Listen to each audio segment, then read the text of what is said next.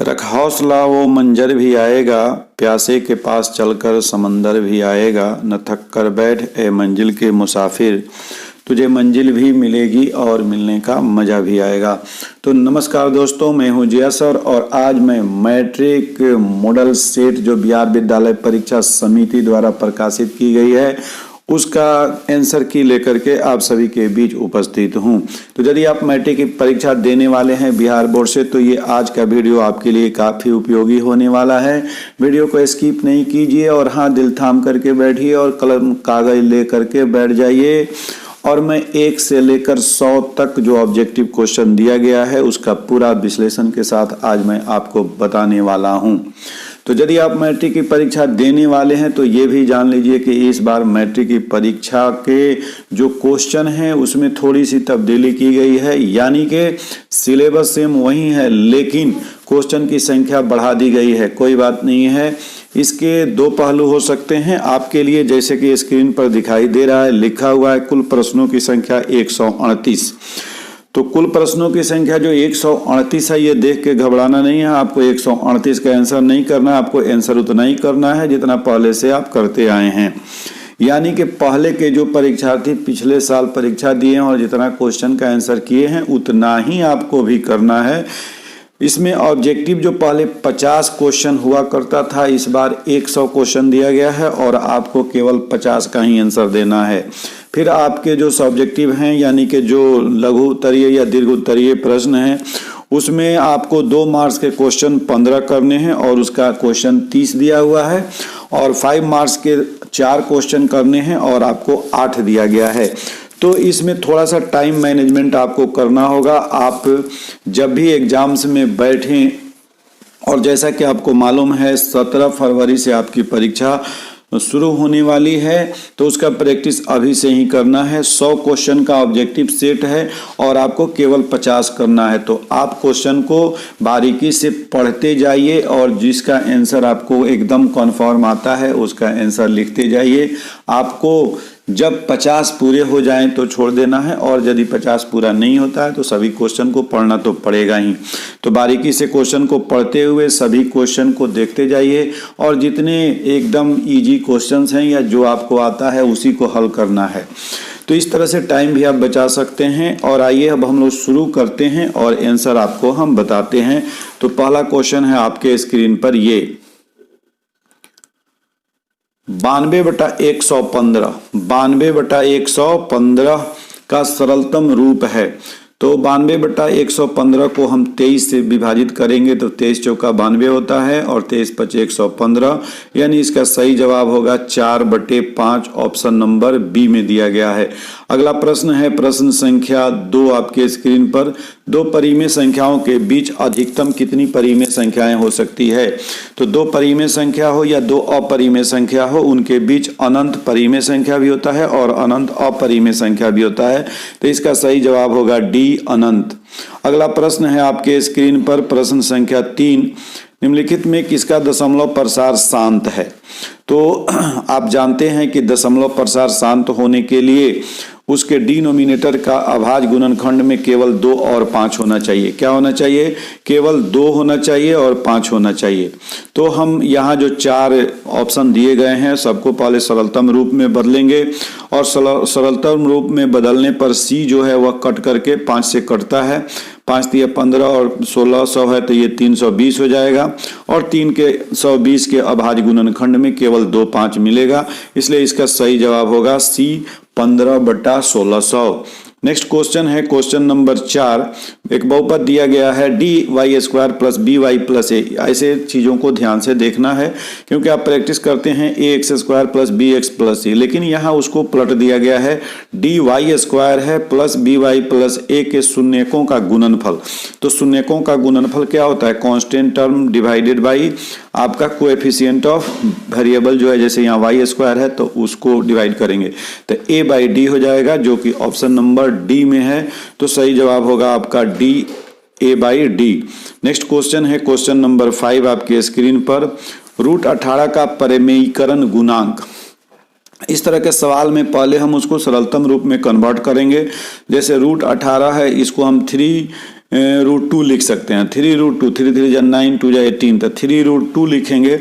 तो √2 को कैंसिल करने के लिए हमें √2 से गुना करना होगा, इसलिए इसका परमेयीकरण गुणांक जो होगा वह √2 हो जाएगा, यानी option number B. Next question है क्वेश्चन नंबर 5, सबसे छोटी अभाज्य संख्या।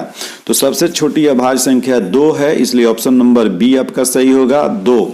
नेक्स्ट क्वेश्चन है बच्चों 7, a equal to B Q जोड़ आर, जहां a और b धनात्मक पूर्णांक हो। तो देखिए ये यूक्लिड विभाजन लेमा है जो कि 10th क्लास का पहले ही चैप्टर में है कि a equal to B Q जोड़ आर, जहां r जो है वह क्या है, रिमाइंडर है, यानी कि शेषफल है।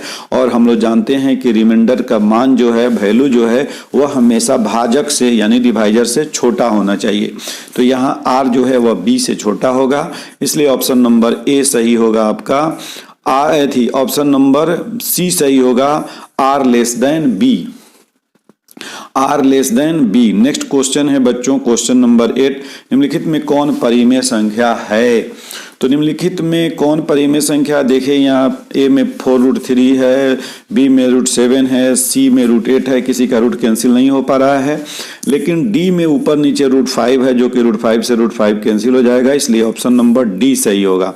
अगला प्रश्न है प्रश्न संख्या 9, द्विघात बहुपद x² प्लस 12x प्लस 35 के शून्यक हैं। तो इसको गुणनखंड करके यदि आप शून्यक निकालते हैं तो इसके दो शून्यक आएंगे, एक -5 और एक -7, तो दोनों ऋणात्मक है, इसलिए सही ऑप्शन होगा बी, दोनों ऋणात्मक। अगला प्रश्न है प्रश्न संख्या 10, निम्नलिखित में कौन अपरिमेय संख्या है। तो यहाँ √121 है, जिसका वर्गमूल निकालेंगे तो 11 हो जाएगा। 196 है, इसका वर्गमूल जो है 14 हो जाएगा। 289 है, इसका वर्गमूल 17 हो जाएगा, लेकिन 27 का पूरा वर्गमूल नहीं निकलेगा, इसलिए सही जवाब होगा सी, √27। तो बच्चों अगला क्वेश्चन है आपका बहुपद 5y² - 25 के शून्यक हैं। तो 5y² - 25 को आप 0 के इक्वल करेंगे तो y² इक्वल टू हो जाएगा 5, इसलिए y बराबर हो जाएगा ±√5, यानी कि सी ऑप्शन सही होगा, ऑप्शन नंबर सी। तो बच्चों मैट्रिक परीक्षा के लिए सभी विषय के मॉडल सेट पहले से भी अपने चैनल पर डाले जा चुके हैं। आप नाइस मैथमेटिक्स चैनल के प्लेलिस्ट में जाइए और बोर्ड मॉडल जो क्वेश्चंस का सेट है ऑब्जेक्टिव का, उसको आप बारी बारी से देख करके सभी विषय की तैयारी कीजिए। आज हम लोग इस वीडियो में पूरे 100 के 100 ऑब्जेक्टिव क्वेश्चन करने वाले हैं। इस वीडियो को छोड़ के कहीं नहीं जाना है। और यदि आप चैनल पर नए हैं या अभी तक आपने चैनल को सब्सक्राइब नहीं किया है तो फटाफट से चैनल को सब्सक्राइब कीजिए और अपने दोस्तों में इसे शेयर कीजिए, और कोई दिक्कत होता है तो कमेंट करके हमसे जुड़े रहिए।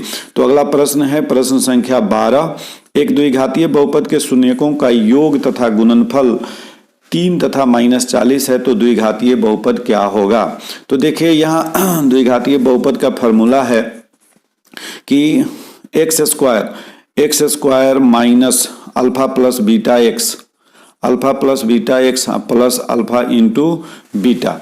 तो यहाँ शून्यकों का योग 3 दिया हुआ है, तो x² माइनस 3x और फिर अल्फा बीटा जो है वह -40 है, तो x² माइनस 3x माइनस 40, जो कि ऑप्शन नंबर ए में है, तो आपका सही जवाब हो जाएगा ए। अगला प्रश्न है प्रश्न संख्या 13, युग्म समीकरण x प्लस 2y बराबर 4 तथा 2x प्लस 4y बराबर 8 का हल है। तो देखिए ये दो चर वाले रैखिक समीकरण युग्म हैं, और यहाँ a1 a2 का अनुपात अगर b1 b2 के अनुपात के बराबर हो और फिर c1/c2 के अनुपात के बराबर हो तो उसके अनंत हल हो जाते हैं। तो यहाँ दोनों का अनुपात जो है 1/2, फिर b1/b2 का अनुपात भी 2/4 यानी 1/2 होगा, ये होगा 1/2, फिर ये हो जा रहा है 2/4, तो ये भी कट के हमारा 1/2 हो जाएगा, और नेक्स्ट हो रहा है 4/8, ये भी कट के हमारा सब 1/2 हो जा रहा है। तो a1/a2 इक्वल टू b1/b2, यानी a1/a2 इक्वल टू b1/b2 हो रहा है, और उस फिर c1/c2 भी हो रहा है, इसलिए इसका अनगिनत हल होगा, यानी ऑप्शन नंबर डी सही होगा। अगला प्रश्न है प्रश्न संख्या 14 कि यदि बहुपद x² plus ax minus b के शून्यक एक दूसरे के व्युत्क्रम हो, एक दूसरे के क्या हो, व्युत्क्रम हो, तो b का मान क्या होगा। तो देखिए दोनों एक दूसरे के व्युत्क्रम होंगे, मान लीजिए एक अगर अल्फा है दूसरा तो क्या हो जाएगा, एक अल्फा है तो दूसरा 1/अल्फा हो जाएगा, तो दोनों का अगर गुना करेंगे तो अल्फा से अल्फा कैंसिल 1 हो जाएगा, और ये यहाँ शून्यकों का गुणनफल होता है c/a और c के जगह पर -b है, तो -b/1 इक्वल टू हो जाएगा 1, यानी b इक्वल टू हो जाएगा आपका -1। तो इसका सही जवाब होगा b-1।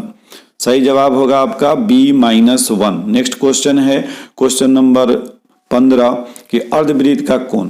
अर्धवृत्त का कोण, तो हम लोग जानते हैं कि अर्धवृत्त का कोण जो है वह समकोण होता है, यानी 90 डिग्री होता है, इसलिए ऑप्शन नंबर सी सही होगा।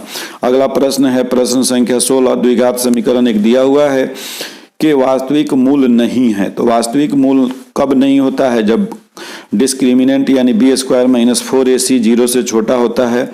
तो इसका सही जवाब हो जाएगा D, b² - 4ac < 0। Next question है बच्चों क्वेश्चन नंबर 17 आपके स्क्रीन पर। यदि अल्फा और बीटा द्विघात समीकरण 2x² - x - 6 के मूल हों तो 1/α + 1/बीटा का मान क्या होगा? तो देखिए 1/α + 1/बीटा को अगर हम सोल्व करते हैं तो एलसीएम हो जाएगा अल्फा बीटा और ऊपर हो जाएगा अल्फा प्लस बीटा। तो देखिए ऊपर मूलों का योग हो गया और नीचे मूलों का गुणनफल हो गया। तो इस तरह से इस समीकरण में मूलों का योग हो जाएगा -1/2 -1/2 ये हो गया और माइनस माइनस प्लस हो जाएगा 1/2 और मूलों का गुणनफल हो जाएगा आपका कितना -6/2 यानी कि -3। तो नीचे में हम लिखेंगे -3 तो ये हो जाएगा -1/6 यानी ऑप्शन नंबर डी आपका सही होगा -1/6। नेक्स्ट क्वेश्चन है क्वेश्चन नंबर 18 आपके स्क्रीन पर। समानांतर श्रेणी -3, 4, 11, 18 का 21वां पद क्या होगा? तो यहाँ एक समानांतर श्रेणी है जिसका पहला पद -3 है और सार्व अंतर जो है 11 - 4 यानी 7 है। तो इसका 21वां पद यानी a + 20d करने पर ये आ रहा है आपका 143। तो इसका सही जवाब हो 137, इसका सही जवाब हो जाएगा डी 137। नेक्स्ट क्वेश्चन है बच्चों नेक्स्ट क्वेश्चन है क्वेश्चन नंबर 19 आपके स्क्रीन पर। क्वेश्चन नंबर 19 निम्नलिखित में कौन सा द्विघात समीकरण है? तो यहाँ जितने भी समीकरण दिए गए हैं वह देखने से द्विघात समीकरण कोई नहीं लगता, लेकिन यदि आप हल करते हैं a को तो x³ - x² बराबर इसको भी तोड़ेंगे a - b के होल क्यूब में तो दोनों तरफ से x³ कट जाएगा और बचेगा आपका x² वाला टर्म, इसलिए सही जवाब होगा आपका a x³ - x² equal to x - 1/3। Next question है बच्चों 20। समानांतर श्रेणी एक दिया गया है जो कि एक घटते क्रम में है और 4 यहाँ घटता जा रहा है। अब आपसे पूछा जा रहा है कि इसका कौन सा पद जो है वह 0 होगा? तो इसका 21वां पद 0 हो जाएगा, तो सही ऑप्शन होगा आपका बी। नेक्स्ट क्वेश्चन है क्वेश्चन नंबर 21। यदि समानांतर श्रेणी का सामान्य पद 6 - 4n है, 6 - 4n, तो इसका सार्व अंतर जो है वह क्या हो जाएगा? 4 होगा, तो सही जवाब होगा बी। नेक्स्ट क्वेश्चन है क्वेश्चन नंबर 22 आपके स्क्रीन पर। निम्नलिखित में कौन समानांतर श्रेणी है? तो यहाँ जितने श्रेणी दिए गए हैं उसमें देखिए सार्व अंतर किसका बराबर है? ए में एक माइनस है, प्लस है, फिर माइनस हो जा रहा था, ये नहीं होगा। बी में जो है सब पावर बढ़ता जा रहा है, ये भी नहीं होगा। डी में पहले 2 है फिर अंतर 6 हो जा रहा है, ये भी नहीं होगा। सी को गौर से देखिए, यहाँ जो है 3/2 है, उसके बाद 1/2 है, उसके बाद -1/2 है, यहाँ घटते क्रम में है यानी -1 यहाँ पदांतर है, तो सही जवाब हो जाएगा आपका सी। नेक्स्ट क्वेश्चन है क्वेश्चन नंबर 23। मूल बिंदु के नियामक हैं।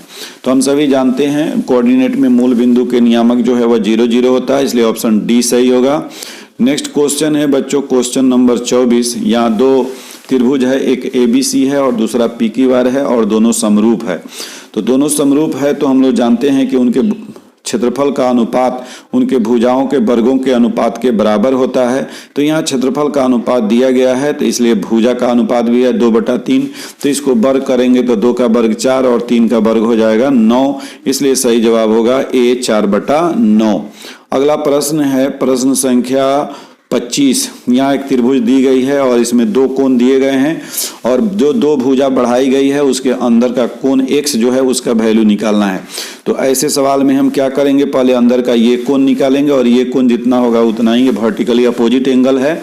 तो यहाँ एक कोण 60 है, एक 50 है, 60 50 110 हो जाएगा और त्रिभुज के तीनों कोण का योग 180 डिग्री होता है। तो 180 डिग्री में से हम 110 माइनस करेंगे तो कितना आएगा, 70 डिग्री आएगा। तो ये कोण यदि 70 होता है तो इसका वर्टिकली अपोजिट एंगल x भी 70 डिग्री होगा, इसलिए सही जवाब होगा आपका C 70 डिग्री। अगला प्रश्न है प्रश्न संख्या 26 आपके स्क्रीन पर। दो बिंदु दी गई है, इसके मध्य बिंदु के नियामक पूछा जा रहा है। तो दो बिंदु को मिलाने वाली रेखा के मध्य बिंदु का निर्देशांक जो होता है वह दोनों के क्या करते हैं, x निर्देशांक को जोड़ते हैं और फिर उसके बाद 2 से भाग देते हैं, फिर y निर्देशांक को जोड़ के 2 से भाग देते हैं। तो यहाँ 0 + 8 का आधा हो जाएगा आपका 4 और 6 का आधा 3, 4 3 यानी ऑप्शन नंबर डी सही जवाब होगा। नेक्स्ट क्वेश्चन है क्वेश्चन नंबर 27 आपके स्क्रीन पर। बिंदु यहाँ दी गई है, इसके बीच की दूरी, तो दूरी सूत्र का इस्तेमाल कीजिए, x2 - x1 का स्क्वायर प्लस y2 - y1 का स्क्वायर। तो इस तरह से इसका हम दूरी निकालते हैं, 8 - 4 4 का स्क्वायर 16 और 2 - 6 - 4 का स्क्वायर 16, रूट अंडर 32 होगा और 4 4 का 16 दूनी 32। तो इस तरह से इसका आंसर आएगा 4√2 यानी कि ऑप्शन नंबर ए। 28 नंबर सवाल, sine square 60 degree plus cos square 60 degree. तो हम जानते हैं कि sine square theta plus cos square theta 1 होता है, इसलिए सही जवाब होगा 1 यानी option number C. Next question है 29, यदि रैखिक समीकरण का युग्म संगत हो। तो देखिए यदि युग्म संगत हो तो उसके जो हल होंगे वह या तो यूनिक हल होंगे, माने एक हल होगा, या अनंत हल होगा, और उसका ग्राफ जो होगा या तो प्रतिच्छेदी होगा या संपाती होगा। दोनों केस में हम उसे क्या कहते हैं, कंसिस्टेंट बोलते हैं। तो इसका ऑप्शन हो जाएगा डी, ऑप्शन नंबर डी, प्रतिच्छेदी या संपाती। और अगर असंगत दिया रहे तो वैसी स्थिति में ग्राफ जो है वह पैरेलल हो जाएगा यानी समानांतर हो जाएगा। बिंदु -6 - 3 -5/2 किस पाद में है। तो देखिए यहाँ दोनों निर्देशांक निगेटिव है, तो ये तीसरे पाद में होता है, दोनों निगेटिव, तो सही जवाब होगा आपका सी, तृतीय पाद। अगला प्रश्न है प्रश्न संख्या 31। त्रिभुज एक पी क्यू आर में भुजा क्यू आर को बिंदु एस तक बढ़ाया गया है और पी आर एस जो बाहर कोण बन रहा है वह 120 डिग्री है और इधर अंदर का एक कोण आपका 63 डिग्री है। तो इसके फिगर को आप बनाइए और फिगर बना करके देखिए, ये फिगर जो होगा ऐसा होगा, एक त्रिभुज होगा, ये नाम दे दीजिए पी क्यू आर। इसको आप आगे बढ़ाते हैं, ये कोण दिया गया है कितना, 120 degree, P R S 120 degree. तो ये कोण आपका हो जाएगा 60 डिग्री, ये कोण कितना होगा 60 डिग्री। अब आपको निकालना कौन है, Q P R, Q P R, ये कोण निकालना है।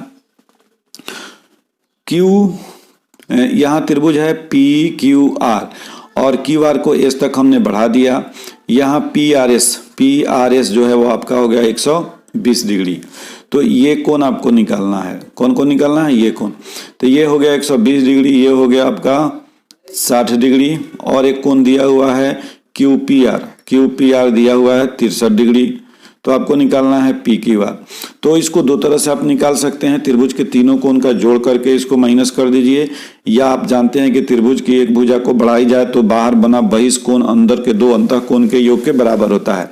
तो अगर इस कोण को हम x ले लें तो x + 63 बराबर हो जाएगा 120, यानी कि जब x का वैल्यू निकालेंगे तो 120 - 63 और ये हो जाएगा आपका 57 डिग्री। तो ये ऑप्शन बी में है, इसलिए सही जवाब हो जाएगा आपका ऑप्शन नंबर बी, 57 डिग्री। तो नेक्स्ट क्वेश्चन है बच्चों क्वेश्चन नंबर 32 जो है, कह रहा है यदि किसी त्रिभुज के कोण का समद्विभाजक विपरीत भुजा को समद्विभाजित करता है। कहने का मतलब यहाँ एक त्रिभुज है और मान लीजिए इसका समद्विभाजक आकर के इसको भी समद्विभाजित करता है। ये दोनों के कोण का समद्विभाजक जो है वह आकर के इस भुजा को भी समद्विभाजित करता है। तो ये दोनों केस में होता है, समबाहु त्रिभुज में भी होता है और समद्विबाहु त्रिभुज में भी होता है। तो इसका दो आंसर होना है, एक हो जाएगा ए द्विबाहु और समबाहु। लेकिन एग्जाम्स में ऐसे कंफ्यूजेबल क्वेश्चन आपको नहीं दिए जाएंगे, एग्जाम में केवल वैसे ही क्वेश्चन दिए जाते हैं जिसका केवल एक आंसर होता है। और यदि कोई क्वेश्चन कंफ्यूजेबल हो तो उसको छोड़ भी देना है, क्योंकि आपको 100 प्रश्नों में से मात्र 50 प्रश्नों का ही उत्तर देना है। अगला प्रश्न है बच्चों प्रश्न संख्या 33। एक त्रिभुज है जिसमें डी समानांतर है बीसी के और AD बाई DB जो है वह 2/3 है, तो AE बाई EC का मान क्या होगा।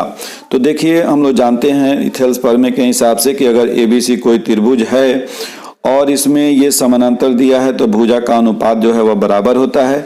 तो AD बाई DB अगर 2/3 है तो AE बाई EC भी 2/3 होगा, तो सही जवाब होगा B 2/3।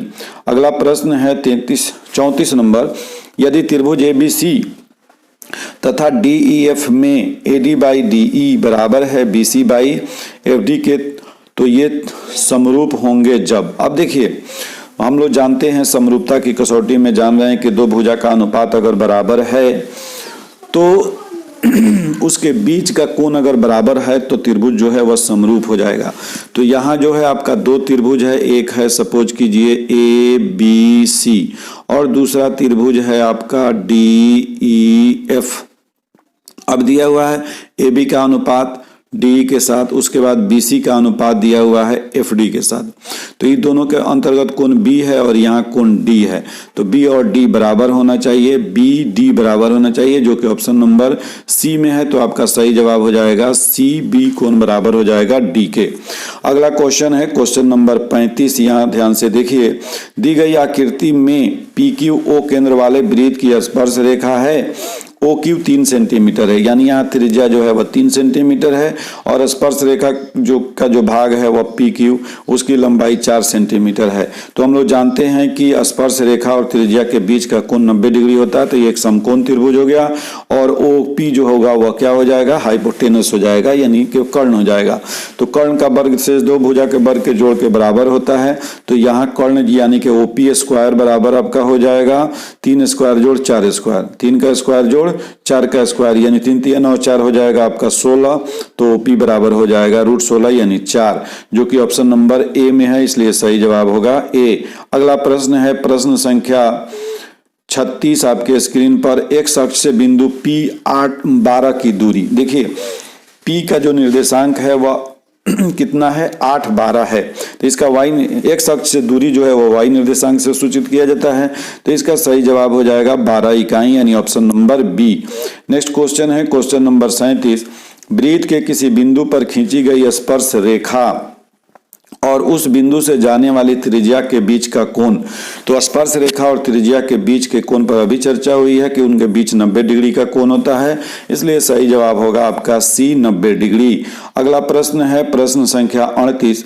दी गई आकृति में TP तथा TQ दो स्पर्श रेखाएं O केंद्र वाले वृत्त पर इस प्रकार हैं कि कोण PTQ 50 डिग्री और POQ का मान ज्ञात करना है। तो PTQ यानी कि आपका ये कोण जो है वह 50 डिग्री है और POQ ये कोण निकालना है। तो ये 50 है, ये दोनों कोण मिल करके 180 होता है, तो ये 130 हो जाएगा, ये 130 होगा। तो सही जवाब होगा आपका ऑप्शन नंबर A में 130 दिया है A। बच्चों अगला प्रश्न है प्रश्न संख्या 39। दिए गए समकोण त्रिभुज में कोण एक थीटा दिया हुआ है। आइए देखते हैं ये समकोण त्रिभुज क्या है और PQ 3 सेंटीमीटर है। ये जो है 3 सेंटीमीटर है, ये 6 सेंटीमीटर है और ये थीटा है। तो आपको थीटा का वैल्यू निकालना है। तो देखिए ये लंब हो जाएगा, ये कर्ण हो जाएगा, तो 3/6 यानी साइन थीटा बराबर हो जाएगा आपका, साइन थीटा बराबर हो जाएगा 3/6 और 3/6 कट के होता है 1/2। तो साइन 30 डिग्री का मान 1/2 होता है, इसलिए थीटा बराबर हो जाएगा 30 डिग्री, जो कि ऑप्शन नंबर A में दिया गया है, इसलिए आपका सही जवाब होगा ऑप्शन नंबर A 30 डिग्री। अगला प्रश्न है प्रश्न संख्या 40। tan A बराबर 3/4 तो cos A का मान। देखिए tan बराबर होता है P बाई B। तो अगर यहाँ हम P 3 लेते हैं और B 4, तो H हमारा क्या हो जाएगा, 5 हो जाएगा, H हमारा क्या हो जाएगा 5। तो ऐसी स्थिति में cos A बराबर होता है B बाई H, तो 4/5 हो जाएगा। इसका सही जवाब होगा B 4/5। अगला प्रश्न है बच्चों प्रश्न संख्या 41। cot 44 और tan 46। तो देखिए ऐसे सवालों में दोनों कोण का योग 90 डिग्री दिया ही रहता है और ये कॉम्प्लीमेंट्री एंगल है। कॉट को अगर हम tan में बदल दें तो tan 90 माइनस 44 यानी 46 डिग्री होगा, तो ऊपर नीचे tan 46 डिग्री हो जाएगा। या नीचे हम tan को cot में बदलें तो ये हो जाएगा cot 90 माइनस 46 यानी cot 44 डिग्री। तो इस तरह से दोनों सेम हो जाएगा और कैंसिल होकर के आंसर 1 बनेगा। तो ऐसे सवाल में आपको समय नहीं बर्बाद करना है, जहां भी साइन का दिया रहे, अगर cos के साथ, tan का cot के साथ और sec का cosec के साथ, तो फटाक दे उसको हम क्या करेंगे, एक दूसरे में बदल के 1 ला देंगे, आंसर हो जाएगा D1। अगला प्रश्न है प्रश्न संख्या 42, निम्नलिखित में किसका मान सबसे अधिक है। तो देखिए साइन tan 45 का मान 1 होता है और साइन 45 का मान 1/√2 होता है, साइन 30 का मान √3/2 होता है और cos 90 का मान जो है वह 0 होता है। तो इसमें सबसे ज्यादा मान जो है वह tan 45 का है। दूसरी चीज ये है कि यदि साइन और कॉस दिया रहे तो आप जानते हैं कि साइन और कॉस का रेंज जो होता है वह -1 से 1 तक होता है, यानी साइन थीटा का वैल्यू कुछ भी हो थीटा का, उसका मान -1 से लेकर 1 के बीच ही होता है, उससे ज़्यादा और कम नहीं होता। और tan का मान यहाँ 45 डिग्री का मान 1 हो ही दिया ही हुआ है, तो यहीं आप सीधे लिखेंगे tan 45 डिग्री, यानी ऑप्शन नंबर ए। 43 नंबर सवाल है, यदि एक वृत्त का परिधि 88 सेंटीमीटर है तो इसकी त्रिज्या, तो वृत्त की परिधि बराबर होता है 2πr और 2πr को आप 88 रख दें और ये 2 × 22/7 × r और ये हो जाएगा हमारा 88 के बराबर। ये 22 दूना 44 उधर जाएगा तो ये दोनों से ये 2 हो जाएगा, 7 दूनी 14 यानी आर का वैल्यू हो जाएगा 14 सेंटीमीटर, जो कि ऑप्शन नंबर बी में है, इसलिए सही जवाब होगा आपका ऑप्शन नंबर बी। अगला प्रश्न है 44 नंबर, यदि त्रिभुज पी की वार आर पर समकोण है। सपोज कीजिए कि एक त्रिभुज है, ऐसे आपको दिया हुआ है एक त्रिभुज पी क्यू आर और ये R पे समकोण है, तो इसको R मान लीजिए, इसको Q मान लीजिए, ये समकोण दिया हुआ है। तो साइन P + Q, तो साइन P + Q, अब एक कोण समकोण है तो बाकी दो मिलके समकोण होगा, तो ये हो जाएगा आपका साइन 90 डिग्री और साइन 90 डिग्री का मान होता है 1, इसलिए ऑप्शन नंबर बी सही होगा।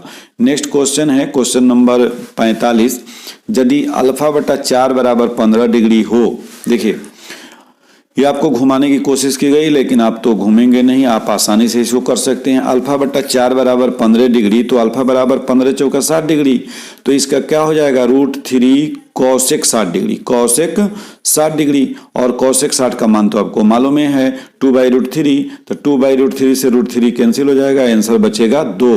तो ये आपके ऑप्शन नंबर बी में दिया गया है 2। नेक्स्ट क्वेश्चन है बच्चों क्वेश्चन नंबर R1 तथा नेक्स्ट क्वेश्चन है बच्चों क्वेश्चन नंबर 46, R1 तथा R2 त्रिज्या वाले दो वृत्तों के क्षेत्रफलों का योग R त्रिज्या वाले वृत्त के क्षेत्रफल के बराबर है, तो इनमें कौन सही होगा। तो देखिए वृत्त का क्षेत्रफल होता है πr², तो जो बड़ा वृत्त है उसका क्षेत्रफल हम अगर लिखना चाहें तो लिखेंगे πr², और ये दोनों वृत्त के क्षेत्रफल के योग के बराबर है, तो πr² + πr2², तो पाई कॉमन ले लेते हैं तो ये हो जाएगा r2²। अब दोनों तरफ से पाई कैंसिल हो जाएगा, तो r² बराबर r1² + r2², तो ये ऑप्शन नंबर सी में दिया हुआ है, तो इसका सही जवाब हो जाएगा option number C, r1² + r2² = r²। Next question है बच्चों question number 47, sine 90 degree -a, तो साइन 90 डिग्री -a बराबर होता है cos a, तो ये आपका सीधा क्वेश्चन है, इसका आंसर हो जाएगा डी cos a। अगला क्वेश्चन है 48 नंबर कि एक 15 मीटर लंबे सीढ़ी दीवार के शीर्ष तक पहुंचती है। मान लीजिए ये दीवार है, ये धरती हो गया, ये सीढ़ी हो गया, इसकी लंबाई है 15 मीटर। ऊर्ध्वाधर दीवार के शीर्ष तक पहुंचती है, यदि सीढ़ी दीवार के साथ 60 डिग्री का कोण बनाती है तो दीवार के ये कोण 60 डिग्री है, ये ध्यान रखना है। ऐसे सवालों में थोड़ा सा कॉन्शियस रहना है, कोण कहाँ बन रहा है। तो अब देखिए आपको दीवार की ऊंचाई नहीं कहता, इस कोण के लिए ये आधार का काम करेगा, ये कर्ण का काम करेगा, तो आधार बटा कर्ण जो होता है वह cos थीटा होता है, तो cos 60 डिग्री बराबर आधार, ये जो है दीवार की ऊंचाई को अगर x मान लें तो x/15। अब हम लोग जानते हैं कि ये कितना हो जाता है, cos 60 डिग्री बराबर होता है 1/2 = x/15, तो अब इस तरह से x हमारा हो जाएगा 7.5, यानी कि इसका ऑप्शन नंबर आपका कितना है, बी में 7.5 मीटर है, इसलिए सही जवाब होगा बी 7.5 मीटर। अगला प्रश्न है प्रश्न संख्या 49, कॉट 1 और कॉट 89। अभी आपको बताए हैं कि ऐसे क्वेश्चन में आपका दोनों का एंगल का सम जो होगा वह 90 डिग्री होगा। तो यहाँ देखिए 1 + 89 है, तो कॉट को अगर हम 1 रहने दें और कॉट 89 को tan में बदल देंगे तो tan 1 डिग्री हो जाएगा, और कॉट और tan का जो प्रोडक्ट है वह 1 के बराबर होता है, इसलिए इसका सही जवाब हो जाएगा A1। अगला है आर त्रिज्या वाले गोले के संपूर्ण पृष्ठ का क्षेत्रफल। तो गोला का संपूर्ण पृष्ठ ये क्षेत्रफल होता है 4πr², तो जो कि ऑप्शन में सीधा दिया हुआ है डी 4πr²। तो बच्चों इस तरह के क्वेश्चन को हल करने के लिए आप देख रहे हैं कि कुछ फार्मूला की आवश्यकता पड़ रही है। तो जितने भी फार्मूला मेंसुरेशन वगैरह के हैं या ट्रिगोनोमेट्री के हैं या जितने फार्मूला हैं उस सभी को एक बार रिवाइज कर लीजिए, याद कर लीजिए, ताकि आपका समय की बचत होगी। और हाँ, यदि इस चैनल पे आप नए हैं या अभी तक आपने चैनल को सब्सक्राइब नहीं किया है तो देर किस बात की है, हम लेकर के आते हैं आपके लिए ऐसे ऐसे उपयोगी वीडियो। तो इसलिए आप चैनल को सब्सक्राइब कर लीजिए, एक लाइक कीजिए और अपने दोस्तों में शेयर कीजिए, ताकि सबको इसका लाभ होता रहे। और आप इससे कितने लाभान्वित और प्रभावित हो रहे हैं कमेंट में इसको जरूर बताएंगे।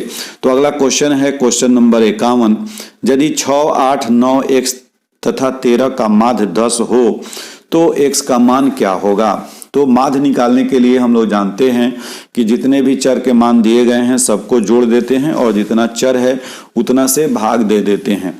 तो भाग देने के बाद, सबको जोड़ने और भाग देने के बाद जो आएगा वही आपका आंसर हो जाएगा।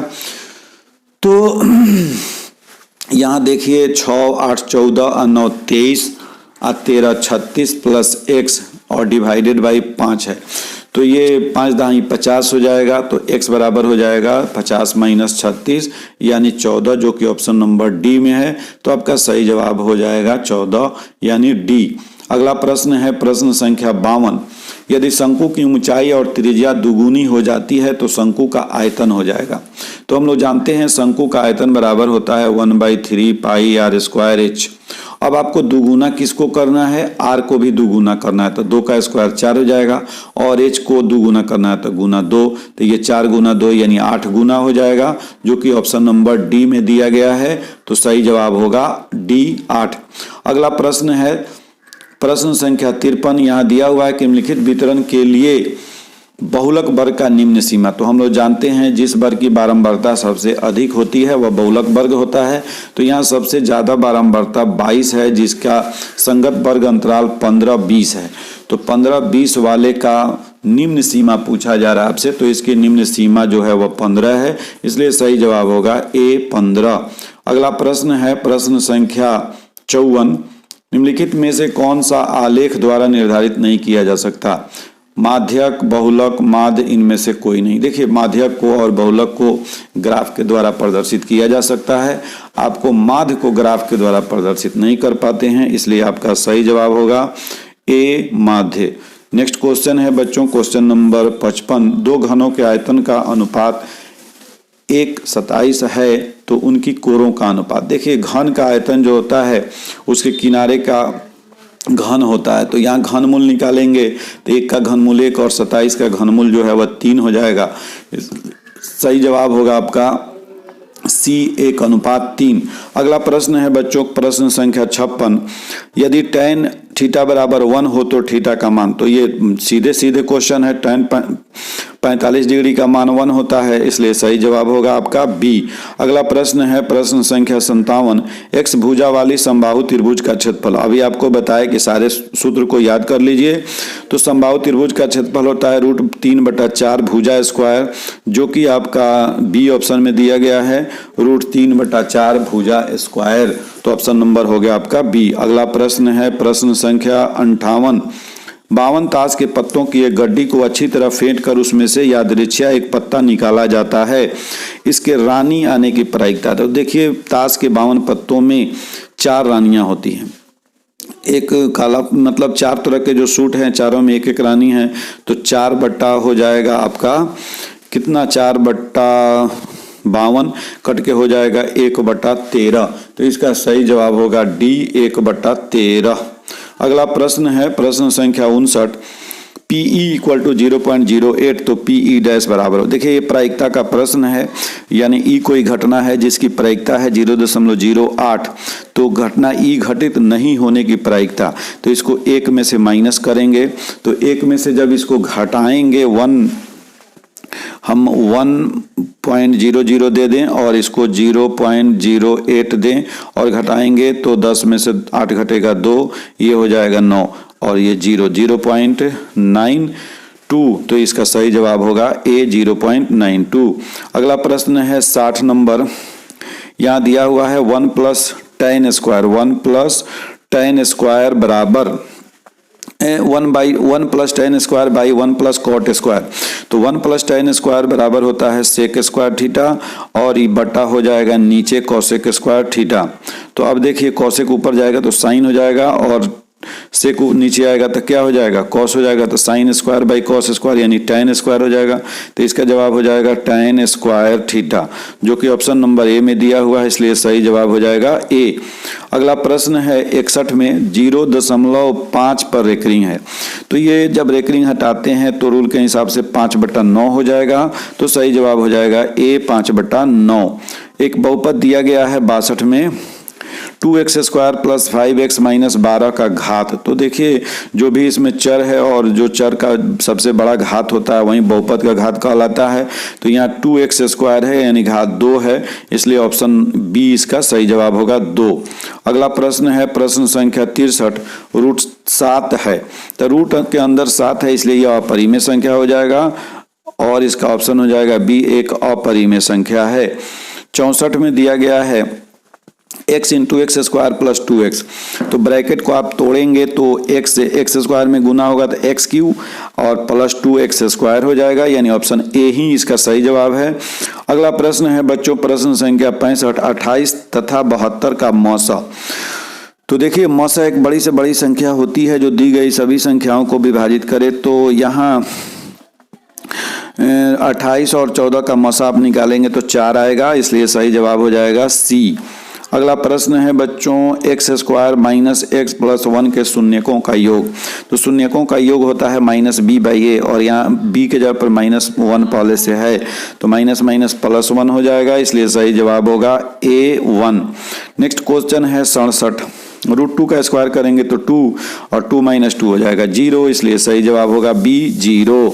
अगला प्रश्न है x + y = 3 और 3x - 2y = 4 के हल कौन है इसमें, तो इस दोनों को हल करने के बाद आपको हल निकल के आ रहा है x का मान 2 और y का मान 1, तो सही जवाब होगा आपका ऑप्शन नंबर 1 ए, x = 2 y = 1। अगला प्रश्न है प्रश्न संख्या 69, यदि एक बहुपद के शून्यक अल्फा बटा बीटा हो तो अल्फा गुने बीटा, तो अल्फा गुने बीटा का मान होता है ये c/a, तो c के जगह पर यहाँ -6 है और एक जगह पर 1 है, तो -6/1 यानी इसका सही जवाब हो जाएगा बी। सही जवाब होगा बी, जो होगा वह सही जवाब होगा 69 का, जो कि है दिया हुआ आपका -6, यानी कि शून्यकों का गुणनफल जो होता है वह अल्फा इंटू अगर बीटा करते हैं तो c/a, और c जो है वह कितना में दिया हुआ है, तो c के जगह पर दिया हुआ है -6, तो -6/1 तो -6 होगा, तो 69 का सही जवाब हो जाएगा बी। अगला प्रश्न है प्रश्न संख्या 70, द्विघात समीकरण x² - 5x - 300 = 0 का व्युत्कर, तो व्युत्कर बराबर होता है b² - 4ac, तो यहाँ यदि आप b² - 4ac निकालेंगे तो b की जगह पर -5 है, तो d बराबर आपका हो जाएगा -5 का स्क्वायर 25 और -4a, एक जगह पर 1 है और तो -12 प्लस 1200 हो जाएगा, 4 × 1200, तो 1225 हो जाएगा, तो d बराबर हो जाएगा 1225, जो कि ऑप्शन नंबर ए में है 1225। अगला प्रश्न है बच्चों प्रश्न संख्या आपका 71, एक समानांतर श्रेणी दिया गया है, एक समानांतर श्रेणी यहाँ दिया गया है और समानांतर श्रेणी रूट में है, तो इसको हम अगर तोड़ना चाहें तो √18 का हो जाएगा 3√2, फिर आपका √50 का हो जाएगा 5√2, फिर 98 है इसका हो जाएगा 7√2 और इस तरह से आगे बढ़ता जा रहा है। इसका सार्वंतर पूछ रहा है तो 2√2 हो जाएगा। इसको माइनस करेंगे तो क्या होगा 2√2, यानी कि ऑप्शन नंबर बी आपका सही है 2√2। 72 में है Y square plus 1/y square बराबर 14 है, तो y प्लस 1/y का वैल्यू, तो y प्लस 1/y इस तरह के सवाल में हम क्या करेंगे, सीधे y प्लस 1/y का होल स्क्वायर करेंगे। तो ये हो जाएगा हमारा y square plus 1/y square plus 2। तो ये 14 प्लस 2 जो है वह 16 हो जाएगा। तो 16 का वर्गमूल निकालेंगे तो प्लस माइनस 4 हो जाएगा। तो इसका सही जवाब होगा डी प्लस माइनस 4। अगला प्रश्न है प्रश्न संख्या 73। यदि समानांतर श्रेणी का nवां पद 6n-2 हो तो पहला पद क्या होगा। तो देखिए पहला पद निकालने के लिए आप क्या करेंगे, n की जगह पर 1 रखेंगे तो 6 गुना 1 6 माइनस 2 बराबर हो जाएगा 4, यानी ऑप्शन नंबर डी सही होगा। 74 है एक बिंदु -6 10 का कोटि। तो पहले वाले को यानी x निर्देशांक को भुज कहते हैं और y निर्देशांक को कोटि कहते हैं। तो इसका आंसर हो जाएगा 10। 74 का आंसर होगा 10, यानी बी, ऑप्शन नंबर बी। अगला प्रश्न है sec square theta minus tan square theta. ये तो सीधा सा आइडेंटिटी है, ट्रिगोनोमेट्रिक आइडेंटिटी। 75 का आंसर हो जाएगा बी, यानी 1। सेक स्क्वायर ए माइनस टेन स्क्वायर ए बराबर 1। नेक्स्ट क्वेश्चन है 76 कि एक्स वाई जेड समानांतर श्रेणी में है तो y बराबर हो जाएगा x प्लस जेड बाई 2, जो कि ऑप्शन नंबर बी में दिया गया है z प्लस एक्स बाई 2। अगला प्रश्न है प्रश्न संख्या 77 साइन ए इंटू कॉसेक। तो साइन और कॉसेक जो है एक दूसरे का इनवर्स है, तो दोनों का प्रोडक्ट जो है 1 होता है, इसलिए ऑप्शन नंबर ए सही होगा। नेक्स्ट है क्वेश्चन नंबर 78। कह रहा है कि यहाँ 3 बिंदु से बनने वाले त्रिभुज का क्षेत्रफल। तो निर्देशांक ज्यामिति में आप त्रिभुज का क्षेत्रफल 1/2 x1 into y2 minus y3 plus x2 वाले फार्मूला से आप बनाएंगे, पूरा फार्मूला लिख करके। तो इसका सही जवाब आ रहा है 32 वर्ग इकाई। तो सही जवाब लिखेंगे ए 32 वर्ग इकाई। 69 नंबर है cot 90 माइनस थीटा। तो cot 90 माइनस थीटा बराबर होता है tan थीटा। तो सही जवाब होगा बी tan थीटा। अगला प्रश्न है 80 त्रिभुज के शीर्ष के निर्देशांक दिए गए हैं तो इसके केंद्रक का निर्देशांक। तो ये फार्मूला है, फार्मूला को आपको याद रखना है। केंद्रक का निर्देशांक होता है x1 plus x2 plus x3 by 3 plus y1 plus y2 plus y3 by 3। तो इसका सही जवाब हो गया बी। अगला प्रश्न है बच्चों 81 नंबर में है sine 20 degree minus cos 70 degree. तो साइन को अगर कॉस में बदलेंगे तो ये भी कॉस 70 हो जाएगा, कॉस 70 माइनस कॉस 70 0 आ जाएगा, इसलिए सही जवाब होगा इसका बी 0। अगला प्रश्न है प्रश्न संख्या 81 1 माइनस कॉस 4a। तो देखिए 1 माइनस कॉस 4a है, तो इसको अगर आप तोड़ते हैं तो ये हो जाएगा 1 minus cos square a into 1 plus cos square a। तो 1 माइनस कॉस स्क्वायर ए जो है ये हो जाएगा sine square A into 1 plus cos square A.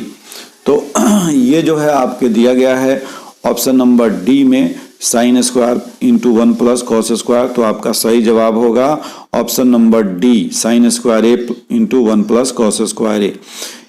Question number 83 है बच्चों √2 कॉस थीटा इक्वल टू 1। तो थीटा का मान, तो देखिए कॉस, इससे हमारा क्या हो जाएगा, कॉस थीटा बराबर हो जाएगा 1/√2 और कॉस में 45 डिग्री का मान होता है 1/√2, इसलिए सही जवाब हो जाएगा बी 45 डिग्री।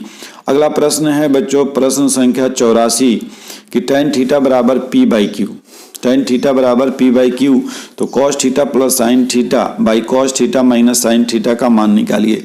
तो यहाँ अगर हम cos theta plus sine theta है तो ऊपर नीचे अगर हम इसको cos थीटा से भाग दे दें तो ऊपर बनेगा 1 प्लस tan थीटा और नीचे बनेगा 1 माइनस tan थीटा। अब यहाँ पर हम पी क्यू का वैल्यू देते हैं तो ऊपर में बनेगा q माइनस पी, ऊपर बचेगा q माइनस पी और ऊपर में प्लस है तो q प्लस पी, ऊपर में प्लस है तो q प्लस पी और नीचे में माइनस है तो q माइनस पी। तो q plus P by q minus P जो कि ऑप्शन नंबर बी में दिया गया है, इसलिए सही जवाब होगा ऑप्शन नंबर बी। अगला प्रश्न है प्रश्न संख्या 85 सेक ए बराबर 25/7। तो साइन है, देखिए सेक जो है वह कॉस का उल्टा होता है और कॉस बराबर होता है आपका b बाई एच। तो यहाँ h बाई बी हो जाएगा। तो इससे हम p का वैल्यू निकाल लेंगे और p का वैल्यू हमारा 25 का स्क्वायर माइनस 7 का स्क्वायर यानी 24 आ जाएगा। तो साइन ए बराबर हो जाएगा 24/25 जो कि ऑप्शन नंबर ए में दिया गया है, इसलिए सही जवाब हो जाएगा ए। अगला प्रश्न है प्रश्न संख्या 86, tan स्क्वायर 45 डिग्री -1। अब देखिए tan 45 का मान कितना होता है, 1 होता है, तो 1 का स्क्वायर 1 ही होगा और 1 माइनस करेंगे तो 0 हो जाएगा, इसलिए सही जवाब होगा इसका बी 0 डिग्री। बच्चों आइए और हम लोग देखते हैं question number 87, 1 + tan square A by sec square A. तो देखिए 1 + tan स्क्वायर ए बराबर होता है सेक स्क्वायर, तो सेक बाई सेक कट जाएगा और इस तरह से इसका सही जवाब हो जाएगा 1 यानी कि option number C. Next question है जो कि ज्यामिति से लिया गया है और ये है क्वेश्चन नंबर 88 आपके स्क्रीन पर। एबीसी एक त्रिभुज में बिंदु डी और ई क्रमशः भुजा एबी और एसी पर इस प्रकार है कि डी समानांतर बीसी है, डीई समानांतर बीसी। तो इस तरह के सवाल को आप रफली एक फिगर बना लेंगे तो ज़्यादा बेहतर रहेगा आपके लिए। ये हो गया ए बी सी एक त्रिभुज हो गया, इसमें डीई जो है वह समानांतर है, ये डीई हो गया। अब ए डी यानी कि ए से डी तक दिया हुआ है, आप कम सपोज कीजिए 4 और डी भी दिया हुआ है 5।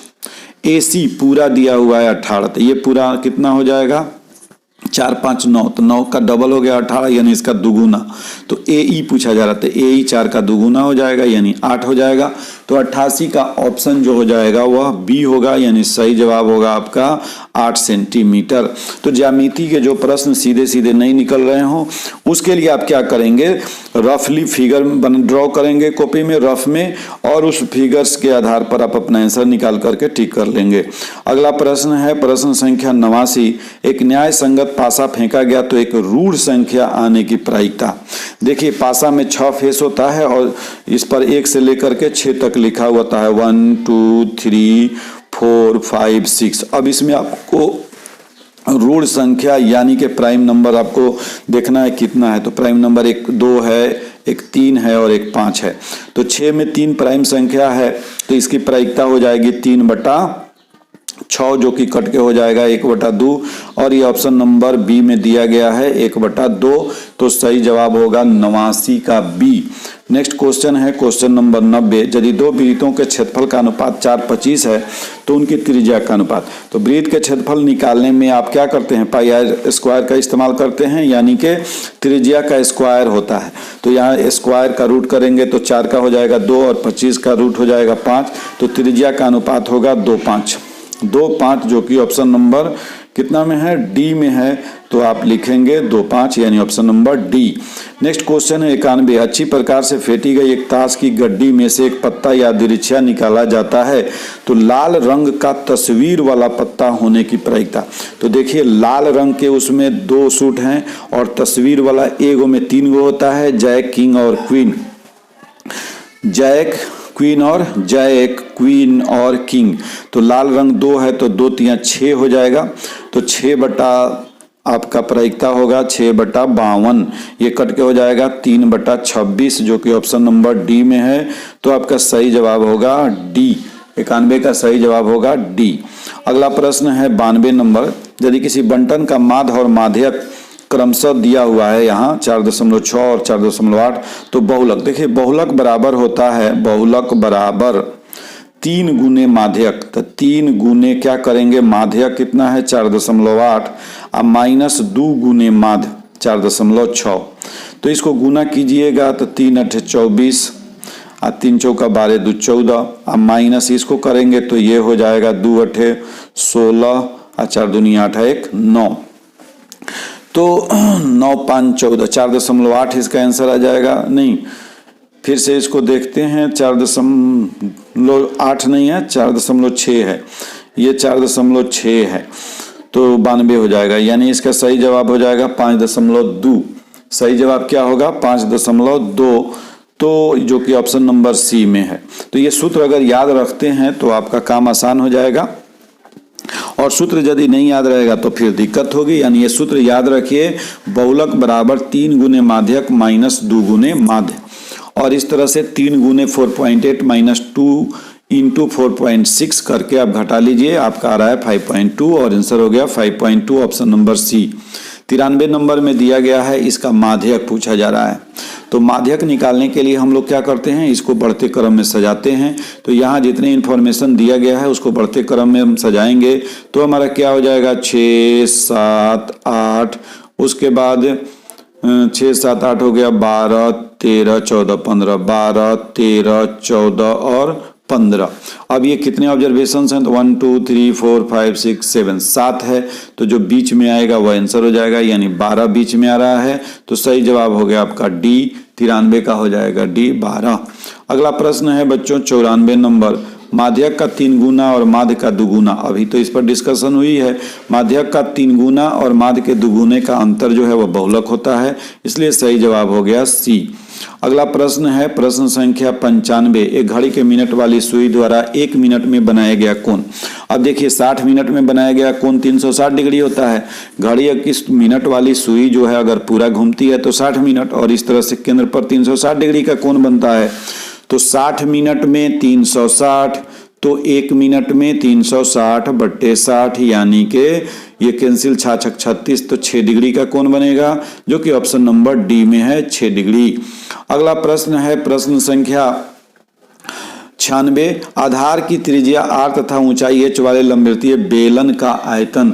तो बेलन का आयतन होता है पाई r स्क्वायर h, जो कि ऑप्शन नंबर डी में सीधा सीधा दिया हुआ है।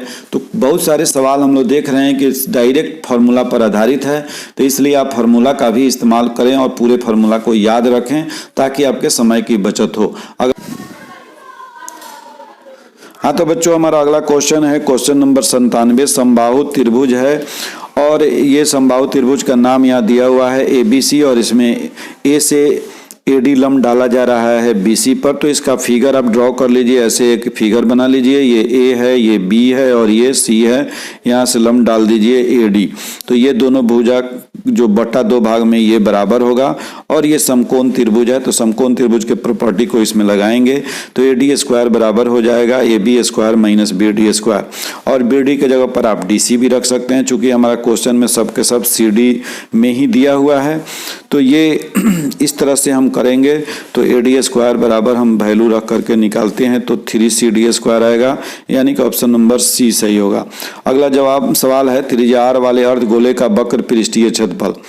तो वक्र पृष्ठीय क्षेत्रफल अर्धगोले का 2 पाई r स्क्वायर होता है, इसलिए सही जवाब होगा 2 पाई r स्क्वायर। अगला सवाल है सवाल नंबर 99, दी गई आकृति में O वृत्त का केंद्र है तथा AOC 130 डिग्री है, तो OAC क्या होगा। अब देखिए AOC ये कोण जो है 130 दिया हुआ है, और आपसे पूछा जा रहा है OAC ये कोण। तो आप देखिए OA और OA बराबर है OB क्योंकि ये त्रिज्या OA बराबर है OC क्योंकि ये त्रिज्या है। तो जब त्रिज्या बराबर है तो ये कोण इस कोण के बराबर होगा। त्रिभुज के तीनों कोण का जोड़ 180 डिग्री होता है, तो 180 डिग्री में 30 निकल गया, बचा 50, 50 का आधा ये हो जाएगा 25 डिग्री, जो कि ऑप्शन में दिया ही नहीं है, इसलिए सही जवाब होगा आपका इसका डी, इनमें कोई नहीं। इसका सही जवाब हो जाएगा डी, इनमें कोई नहीं।